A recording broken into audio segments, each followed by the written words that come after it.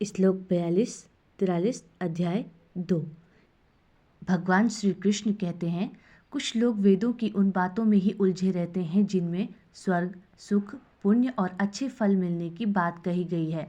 ऐसे लोग वास्तव में गहरे ज्ञान वाले नहीं होते, बल्कि उनकी सोच इच्छाओं से भरी होती है। वे मानते हैं कि स्वर्ग पाना ही जीवन का सबसे बड़ा लक्ष्य है और इससे आगे कुछ नहीं है।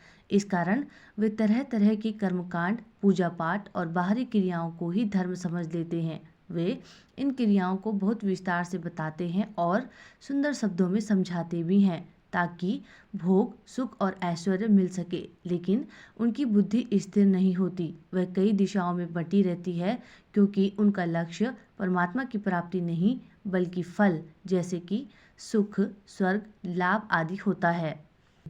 यामिमां पुष्पितां वाचं प्रवदन्ति अविपश्चितः वेदवादरतः पार्थाः न अन्यत् अतिस्थितिवादिनः कामात्मनः स्वर्गपरा जन्म कर्मफलप्रदां क्रियाविशेषबहुलां भोगैश्वर्यं गतिं प्रति।